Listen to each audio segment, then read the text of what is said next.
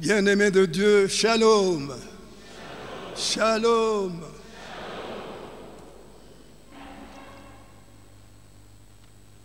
Aujourd'hui, c'est le 34e dimanche du temps ordinaire de l'année A. L'Église consacre ce dernier dimanche de l'année liturgique à la célébration de la solennité du Christ roi de l'univers, le juge suprême des vivants et des morts. Et à cette occasion, les textes liturgiques proposent plusieurs thèmes pour notre méditation, notamment l'origine, la nature et l'universalité de la royauté du Christ, le salut personnel et la responsabilité collective, le temps et le critère du jugement. Mais tous ces thèmes n'expriment qu'une seule réalité et la plus centrale de notre religion chrétienne. C'est le service. La royauté de Jésus consiste dans le service.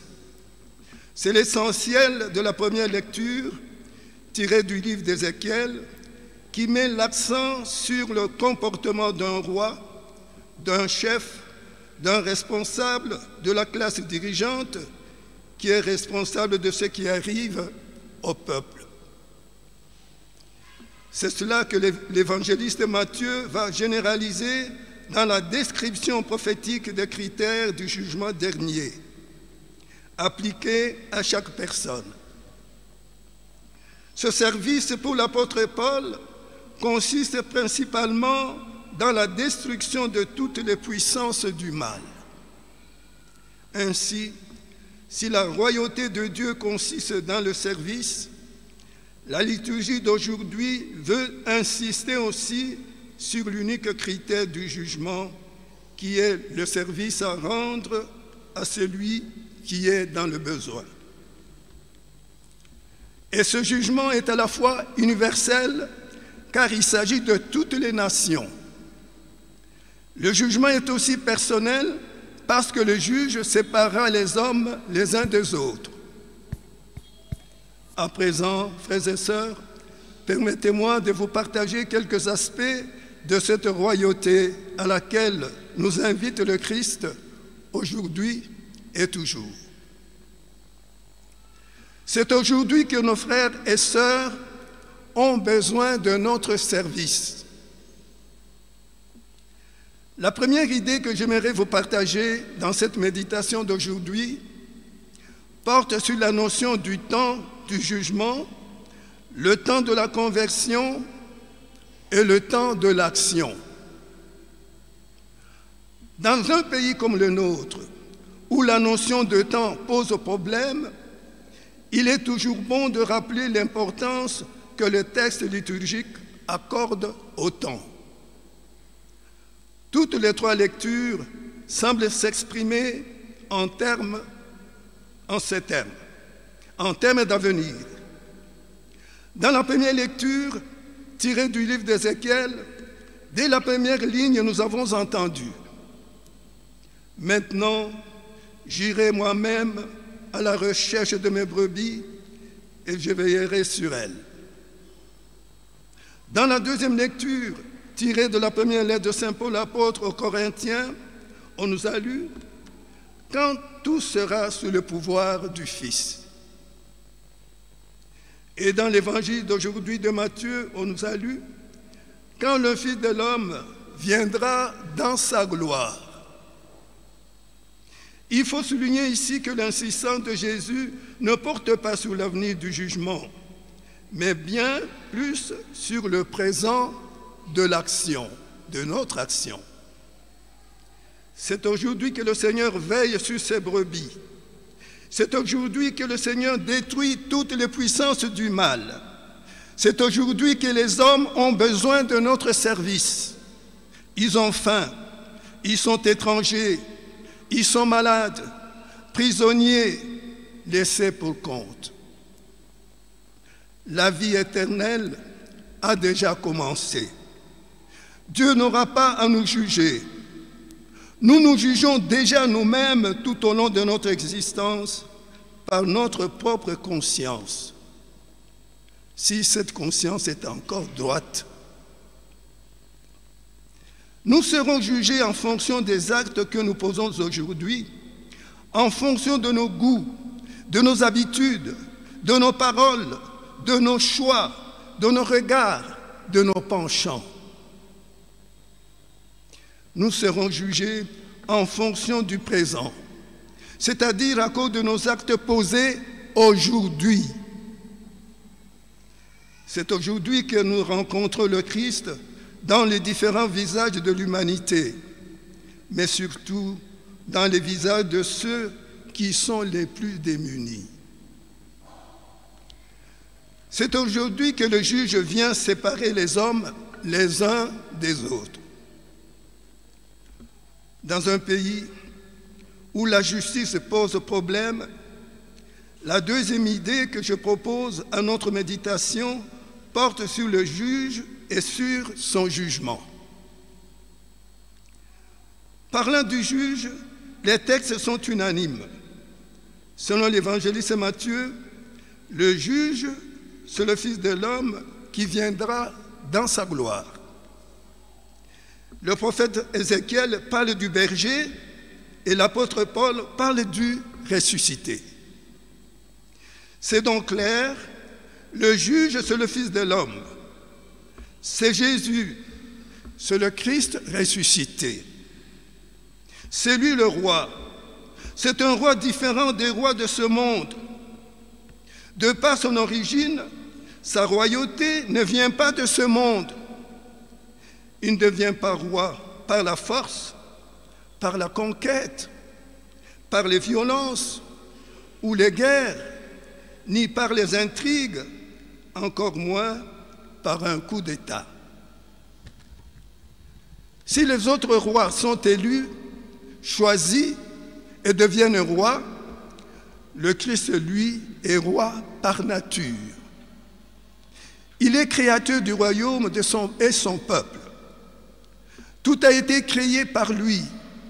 Trône, seigneurie, principauté, autorité.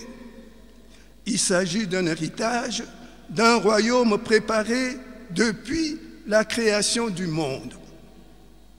Non seulement il est le roi de l'univers, mais il est aussi la tête de l'Église. Il a fait de nous son peuple, le peuple de Dieu, le peuple racheté et le peuple pardonné. La royauté de Jésus vient de Dieu, et c'est ce qui explique la nature de sa royauté. Il n'est pas venu pour recevoir les hommages, recevoir les honneurs, ni pour être servi par des valets et les courtisans, ni pour s'entourer des profiteurs et des flatteurs, ni pour piller les institutions et les structures de l'État, mais pour se mettre lui-même à notre service, au service de l'humanité et au service de la communauté. La fête du Christ roi nous met en présence d'un Dieu fait homme, non pour dominer, mais pour nous aimer, nous servir, nous guider, nous sauver, nous libérer. Pour tout dire, le Christ, c'est un roi qui cherche le bien de son peuple. Le service fraternel reste le seul critère de notre salut éternel. C'est la troisième idée que j'aimerais partager avec vous, c'est du critère du jugement dernier. Dans le texte de l'Évangile que l'Église nous propose aujourd'hui, il est clairement dit que le jugement est universel et à la fois personnel. Il est universel parce qu'il concerne toutes les nations, sans exception. Personne n'échappe à ce jugement. Ainsi donc, Jésus est roi de l'univers. Ce jugement est aussi personnel parce que le Seigneur séparera les gens les uns des autres. D'où l'importance de la conversion de chacun de nous aujourd'hui, pas demain, aujourd'hui. Permettez-moi de vous parler d'abord de la dimension collective concernant la responsabilité qui incombe à la classe dirigeante qui est responsable du malheur qui frappe le peuple à cause de sa mauvaise gestion de la chose publique. Au lieu de rechercher le bien du peuple, ils ne songent qu'à eux-mêmes. Et cela s'applique aussi aux hommes de Dieu que nous sommes, prêtres et pasteurs. Nous sommes aussi les guides de nos communautés chrétiennes, car par le mérite ou la faute d'un seul, les justes et les injustes subissent le même sort. Le service reste donc le seul critère du jugement. Les considérations ethniques, tribales, régionales, géopolitiques, professionnelles, ecclésiales ou sociales ne sont pas déterminantes pour notre salut éternel. La réussite du règne de Dieu ne dépend pas d'une appartenance physique ou géographique au peuple élu. Elle ne dépend pas non plus de la simple connaissance des besoins des autres, mais dépend de l'action charitable posée envers celui qui se trouve dans le besoin ou voué à l'oppression. Tout se passe au niveau de l'agir et non de nos bonnes intentions. Les bonnes intentions ne suffisent pas. Ces actions concernent le service concret du frère ou de la sœur, sans référence à une connaissance purement intellectuelle de Dieu ou du Christ. Ce qui compte à présent, ce n'est plus ce qu'on a pu penser ou pu faire, c'est seulement ce que chacun de nous aura effectivement accompli aujourd'hui pour nos prochains les plus démunis. Et nous sommes jugés non pas pour nos bonnes intentions, mais pour nos actions concrètes, surtout en faveur des plus démunis. Inutile donc de se vanter d'avoir accompli des miracles ou d'avoir proclamé des prophéties. Tout cela peut s'avérer nul et sans effet si l'on ne s'engage pas au service de l'homme concret qui est dans le besoin, en face de nous. C'est aussi l'occasion de méditer profondément sur notre manière de prier, notre manière de participer à l'Eucharistie, comme maintenant, et sur nos veillées de prière. Notre piété, notre intimité avec Jésus, dans l'adoration par exemple, doit refléter notre intimité avec ceux qui sont dans le besoin. Autrement dit, et malgré nos liturgies, cela ne nous empêchera pas d'être jetés à la porte du royaume des cieux, le jour du dernier jugement. Je ne vous connais pas, nous dira Jésus, le juge suprême.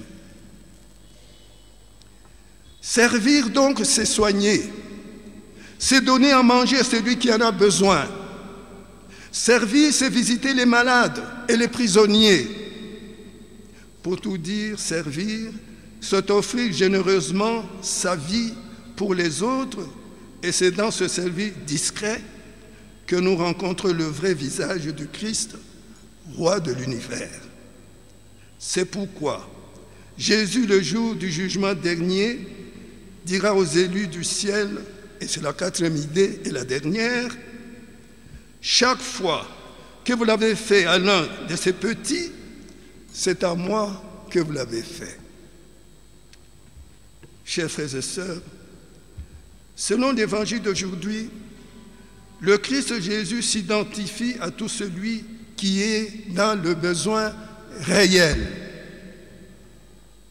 J'ajoute réel parce que malheureusement, notre monde aujourd'hui est plein de margoulins, d'escrocs qui se passent pour des pauvres.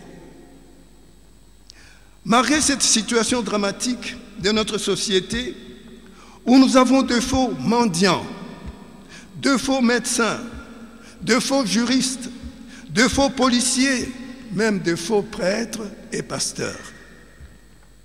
Mais reconnaissons qu'il y a des gens qui sont réellement dans le besoin, non seulement sur le plan matériel ou sanitaire, mais aussi sur le plan moral et même spirituel. Le Christ Jésus est donc notre prochain qui est dans le besoin aujourd'hui. J'insiste toujours sur aujourd'hui, ce n'est pas demain. C'est cet affamé qui court les rues et cherche de la nourriture parmi les immondices, parce qu'on n'a pas de poubelles ici. Le Christ Jésus, c'est le malade et ce vieillard abandonné de tous. Le Christ Jésus, c'est la femme qui a besoin de la présence physique de son mari. C'est le mari qui a besoin de la présence physique de sa femme. Ce sont ces vieux parents qui ont besoin de l'assistance de leurs enfants. Ce sont les enfants qui doivent préparer leur avenir, il faut s'en occuper. C'est le voisin ou le compagnon de travail qui a besoin d'aide devant un problème qui le dépasse. Ce que nous sommes les uns pour les autres, nous le sommes en même temps pour Dieu. Dieu, par l'entremise des autres qui sont dans le besoin, attend un geste de notre part, un geste de fraternité, un geste de miséricorde, un geste de compassion qui redonne le courage de vivre.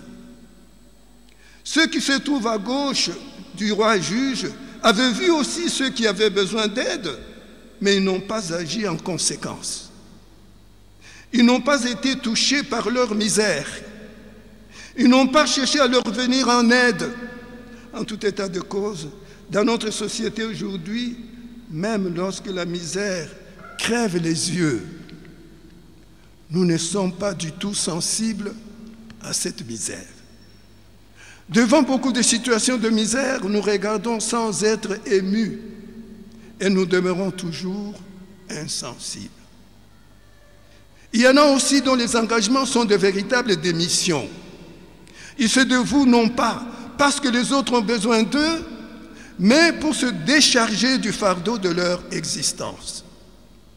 Leur existence pèse et ils trouvent l'épanouissement dans une œuvre apparemment caritative. Comme on trouve parfois dans certains deuils des gens très engagés alors qu'ils ne sont ni de la famille du mari, ni de la femme, mais leur engagement est juste alimentaire ou sécuritaire. Je m'explique. Les présences régulières de ces gens au deuil sont des occasions pour trouver à manger et où passer la nuit. Ils n'ont pas de logement, ils ne savent pas où manger. Malheureusement, ces cas ne sont pas rares. Il y en a qui s'engagent dans des activités apparemment caritatives et même pastorales, mais ils démissionnent dans leurs obligations familiales.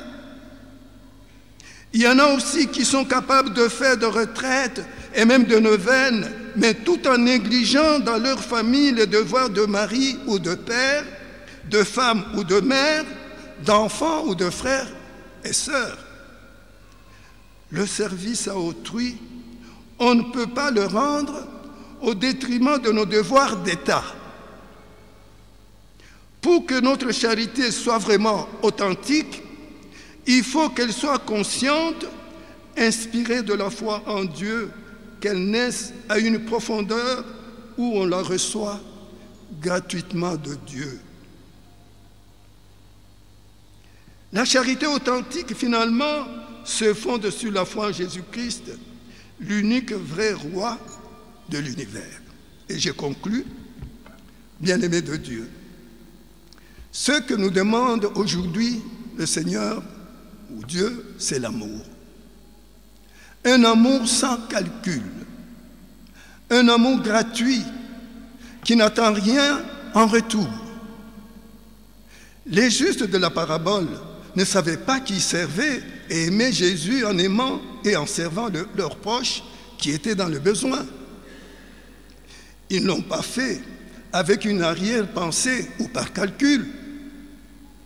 Ils l'ont fait parce que poussés sûrement par une nécessité intérieure qui est la compassion, qui est la miséricorde.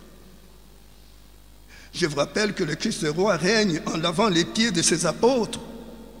Le Christ roi règne du haut de la croix, dans la soif, avec un grand cri de douleur, mais un grand cri plein d'espérance.